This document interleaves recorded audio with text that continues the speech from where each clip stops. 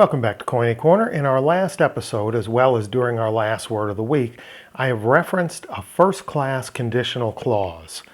First-class conditions are conditions that, for the sake of discussion, assume a statement to be true. We've talked about third-class conditions at other times, establishing a hypothetical, talking about probabilities and possibilities. But what we haven't spent time on are second-class conditions, and that's what we're going to do today. First, I want to use a first-class condition, the one from last week, to clarify what we're talking about. So, Luke 14:26 says, "If anyone comes to me and does not hate his own father and mother and wife and children and brothers and sisters, yes, and even his own life, he cannot be my disciple." There's an assumption for the sake of discussion in this verse. The assumption is that there are people, in fact, coming to Jesus to be his disciple. If anyone comes to me, he's assuming that to be true for the sake of this discussion. If they're coming to me, but they don't meet this standard, then they're not able to be my disciple. See how plain that is? That's first-class condition, assumed to be true. Today we're going to look at second-class conditions. It's the same construction. The difference is that the context indicates to us that the condition should be assumed untrue for the sake of discussion. Let's jump right in and look at a great example. John 5, verse 46. This is from the ESV. "For if you believed Moses, you would believe me, for he wrote of me." So do you see the condition? For if you believed Moses? Let's take a quick look at it in Koine. Agar epistuete Mouse, that's Moses. I always get stuck on the name Moses. Epistuete an emoi. For if, Agar, for if epistuete, you believed Moses, epistuete an emoi, you would believe me. So what is assumed to be untrue? It's their belief in Moses. Why? Jesus says their reaction or rejection of him is an indication that they reject Moses. Why? Because he says Moses wrote about him. So if Moses writes about you and then they reject you, that by extension means they don't take what Moses wrote seriously. It calls their belief in Moses into question. So Jesus implies that they don't believe in Moses. How does he know? Because Moses wrote about him and they don't believe in him. So let's carry on and take a look at another example. This is 1 Corinthians 2, verses 7 and 8. And I've supplied a little amplification so that we can make the connection more easily. "But we impart a secret and hidden wisdom of God, which God decreed before the ages for our glory. None of the rulers of this age understood this." Here comes the condition. "For if they had understood this, they would not have crucified the Lord of glory." So what is it being assumed untrue here? The assumption is that they did not understand. Why? Because had they understood, they surely wouldn't have crucified Jesus, right? So he says, none of the rulers of this age understood this. For if they had understood this, they surely wouldn't have crucified Jesus. So the thought of them understanding this is assumed to be untrue. Right? So the last one is really interesting. It's not indirect discourse. It's not teaching, it's a part of a narrative. It's the description of events taking place. It's in Luke chapter 7, verse 39. "Now when the Pharisee who had invited him saw this, he said to himself, 'If this man were a prophet, he would have known who and what sort of woman this is who is touching him, for she is a sinner.'" So in the story, in the mind of the host of this gathering where Jesus is in attendance, this Pharisee who throws a dinner, we get a second-class condition.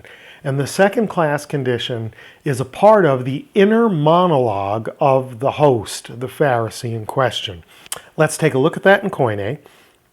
Hutos ehein prophetes, eginosken.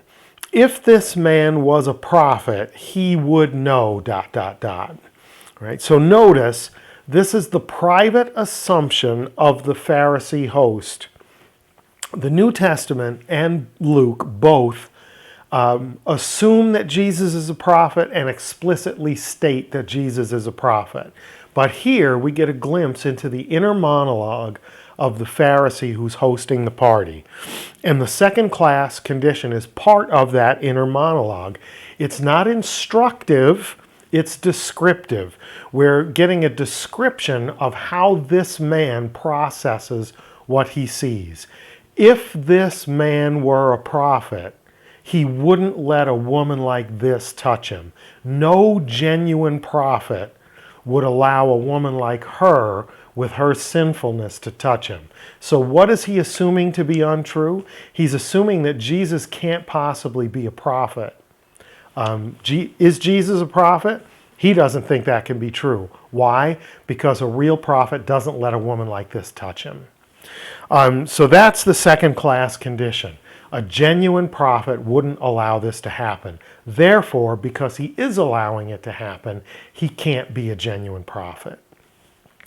Now, let's have a little bit of funsies. I want you to take a little bit of time and think about this after you're done with the video. Luke is the writer here. He's the narrator giving us this information.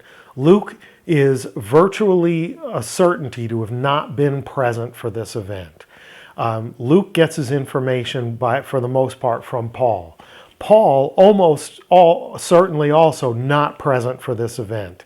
How does Luke, who's not present and who's informed by someone else who's not present, how does Luke know the inner workings of this Pharisee host's mind? Because it says, let me quote from the ESV again, he said to himself, is how the ESV puts it. In Koine, it's epen enauto en heauto legon.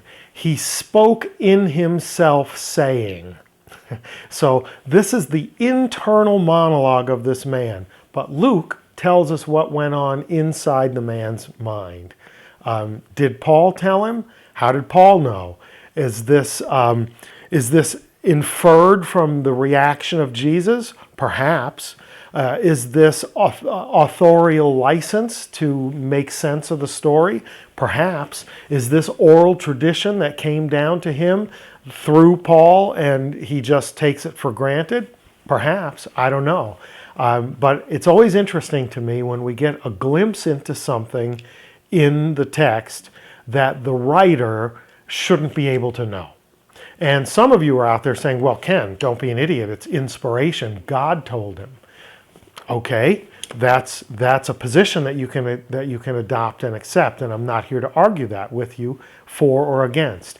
I just find it interesting that someone who is a narrator who wasn't present for an event can give us a glimpse into the inner workings of someone's mind. Let's get back to second class conditions. Why are they useful? They're useful because they demonstrate incongruities. They're a great tool for discussion, but they're not a great tool to state concrete facts, right? If this man were a prophet, he would know this woman, the kind of woman she is, and he wouldn't let her touch him like that. Okay, well, but wait a minute. The rest of the text seems to indicate that Jesus is a prophet. So this isn't good to declare a fact. It's only good to show an incongruity for the purpose of discussion.